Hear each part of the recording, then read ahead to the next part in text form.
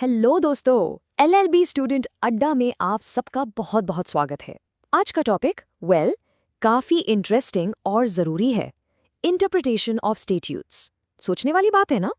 कानून की किताबें तो लिखी हुई हैं, फिर उन्हें इंटरप्रेट करने की, उनका मतलब समझने की जरूरत ही क्यों पड़ती है। चलिए आज इसी में गहराई से उतरते हैं। देखिए, सिंपल सी बात है, लॉ बुक्स में शब्द तो लिखे हैं, पर उन शब्दों का असली मतलब, उनका रियल एसेंस क्या है, वो आखिर कहना क्या चाहते हैं। कई बार वर्ड्स एम्बिगुअस हो सकते हैं, मतलब उनके एक से ज्यादा मीनिंग निकल सकते हैं। और बस यहीं पर जजेस का अहम रोल शुरू होता है। वो इंटरप्रिटेशन के जरिए उन शब्दों को सही मायने देते हैं। Okay, as a law student सबसे बड़ा चैलेंज क्या है? इन सारे के सारे दर्जनों केस लॉज को याद रखना बहुत मुश्किल है, I know, but wait, tension की कोई बात नहीं है। इसका एक बहुत ही सॉलिड सोल्यूशन है मेरे पास। आज हम दो ऐसी मेमोरी स्टोरीज बनाएंगे जो इन सभी इंपॉर्टेंट केसेस को आपके दिमाग में परमानेंटली लॉक कर देंगी।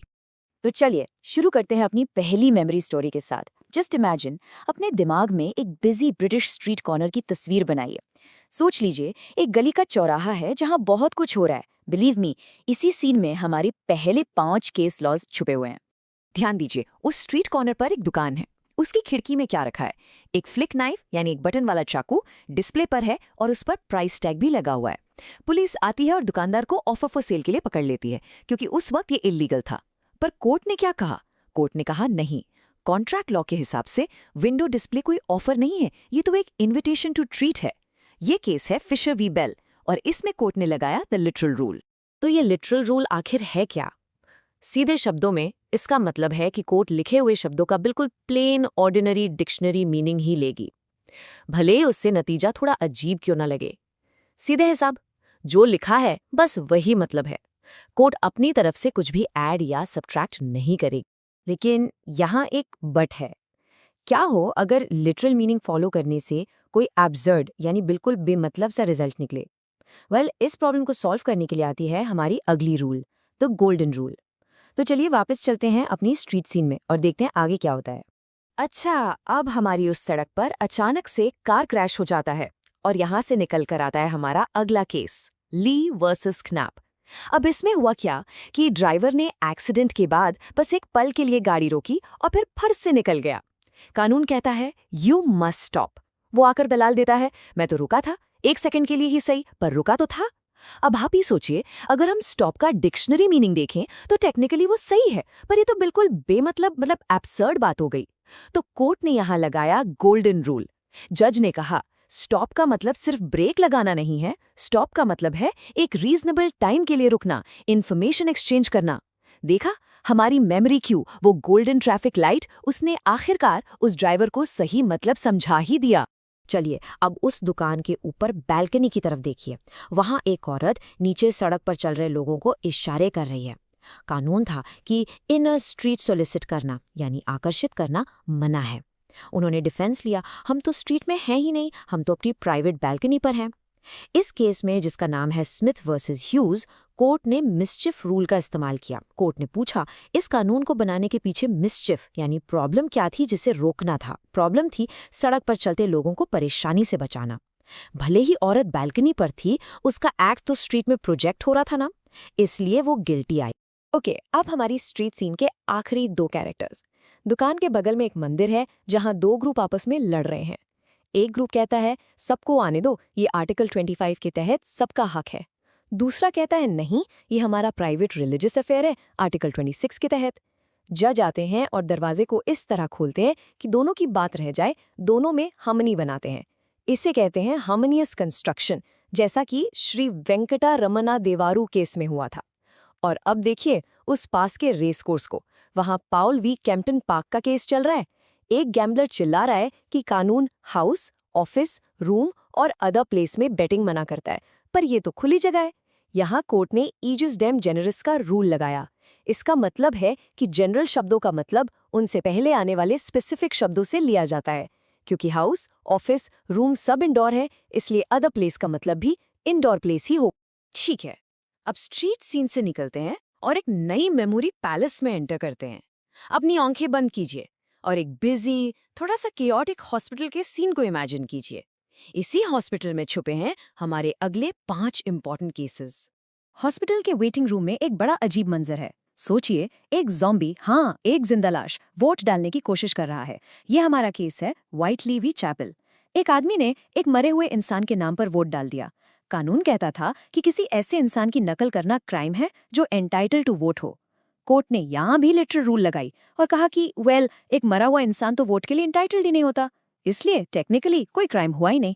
ये केस साफ साफ दिखाता है कि लिटरल रूल फॉलो करने से कभी कभी कितने अजीब नतीजे निकल सकते हैं। चलिए अब अस्पताल के मेन गेट पर चलते हैं। वहाँ एक गार्ड खड़ा है जिसका नाम है जॉर्ज। अब एक आदमी एडलर गेट के अंदर घुसकर गार्ड को उसकी ड्यूटी करने से रोकता है। कानून कहता था कि इन द विसिनिटी ऑफ यानी आसपास के एरिया में गार्ड को रोकना मना है। एडलर ने बहुत स्मार्ट बनने की कोशिश की। उसने कहा, मैं तो आसपास नहीं, आपसे बिल्कुल चिपक कर अंदर खड़ा हूं। अगर कोर्ट इसकी बात मान लेती तो ये एक रिडिक्युलस लूपहोल बन जाता। इसीलिए एडलर वी जॉर्ज केस में कोर्ट ने गोल्डन रूल का इस्तेमाल किया और इन द विसिनिटी ऑफ का मतलब इन और इन द विसिनिटी ऑफ पढ़ा, ताकि एब्सर्डिटी ना हो। ठीक है, अब ऑपरेशन थिएटर के अंदर झांकिए। यहाँ हम समझेंगे royal college of nursing versus DHSS case को। देखिए, एक नर्स अबॉर्शन प्रोसीजर परफॉर्म कर रही है। 1967 का कानून साफ साफ कहता था कि ये काम सिर्फ एक डॉक्टर कर सकता है। तो क्या इसका मतलब ये नर्स गैर कानूनी काम कर रही है? कोर्ट ने यहाँ फिर से मिसचीफ रूल लगाई। उन्होंने देखा कि इस कानून का असल मकसद क्या था। मकसद था अनसेफ गली मोहल्ले वाले अबॉर्शंस को रोकना। टेक्नोलॉजी बदल गई और अब नर्सेज भी ये काम सेफली कर सकती हैं। इसलिए कोर्ट ने कहा कि एक्ट का पर्पस पूरा हो रहा है और ये लीगल है। आगे बढ़ते हैं। हॉस्पिटल के हॉलवे में आपको एक कपल हाथ में हाथ डाले दिखता है। यह हमारे अगले रूल को समझाएगा। नॉसितोर एसोसिएस मतलब एक शब्द की पहचान उसके साथियों से होती है। फॉर एग्जाम्पल, IPC सेक्शन 498 में डिटेन शब्द टेक्स और एंटाइज के साथ लिखा है। इसका मतलब यहाँ डिटेन का मतलब सिर्फ जबरदस्ती रोकना नहीं है, बल्कि बहला फुसलाकर यानी एंटाइज करके अपने पास रखना भी है। कॉन्टेक्स्ट इस और बिल्कुल यही हुआ था Alamgir versus state of Bihar case में। एक शादीशुदा औरत अपनी मर्जी से आलमगीर के साथ रह रही थी। आलमगीर का डिफेंस था, मैंने तो कोई फोर्स यूज किया ही नहीं, तो डिटेन कैसे हुआ? कोर्ट ने नॉसिचर एसोसिएस का यूज किया और कहा कि इंटाइसिस यानी बहलाने के कॉन्टेक्स्ट में डिटेन का मतलब फोर्सफुल होना जरूरी नहीं है। हमारी हॉस्पिटल स्टोरी का आखिरी सीन, बिलिंग काउंटर। एक टीचर को एक बहुत बड़ा अनफेयर बिल थमा दिया जाता है। वो गुस्से में एक वीडियो टेप निकालता है। ये टेप हैंसर्ड की है, यानी पार्लियामेंट की डिबेट्स की रिकॉर्डिंग। वो वीडियो प्ले करता है जिसमें मिनिस्टर साफ साफ कह रहे हैं कि ऐसी चीजों पर टैक्स नहीं लगेगा। ये था पेपर वी हार्ट का लैंडमार्क केस, जिसने एक 300 साल पुराना रूल तोड़ दिया। इस केस के बाद कोर्ट ने माना कि अगर कानून एम्बिगुअस है तो उसे समझने के लिए पार्लियामेंट की डिबेट्स जैसे एक्सटर्नल एड्स का सहारा लिया जा सकता है। चलिए अब अपने दिमाग की बत्ती जलाइए। हम इन सारे 10 केसेस को अगले 60 सेकंड्स में सुपर फास्ट तरीके से रिवाइज करेंगे ताकि ये हमेशा के लिए याद हो जाएं। Ready? Let's go. Literal rule, Fisher v Bell, खिड़की में चाकू, व्हाइटली वी चैपल, वोट डालता हुआ zombie. Done. Golden rule. Levy Knapp, golden traffic light. Adler v. George, gate park guard George. Done. Mischief rule, Smith v. Hughes, balcony power mischief. RCN v. DHSS, Operation Theater main nurse. Done. और context rules, वेंकटरमना मंदिर में harmony, पाउल racecourse में gambler, Alamgir hallway में couple और paper we heart teacher की video tape. Locked and loaded. तो इन सभी cases और रूल्स का आखिर मतलब क्या है? द बिग टेक अवे दोस्तों ये है कि कानून सिर्फ कागज पर लिखे हुए शब्द नहीं है, वो एक जिंदा चीज है जिसे समझ, कॉन्टेक्स्ट और जरूरत के हिसाब से इंटरप्रेट करना पड़ता है। और मैं आपको इस एक आखिरी सवाल के साथ छोड़कर जा रहा हूँ।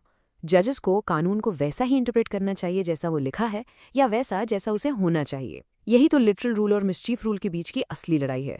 सोचिएगा जरूर। ऐसे ही इन्फॉर्मेटिव वीडियोस देखने के लिए LLB स्टूडेंट अड्डा चैनल को फॉलो करें एंड सब्सक्राइब करें। If you want any new topic, comment below.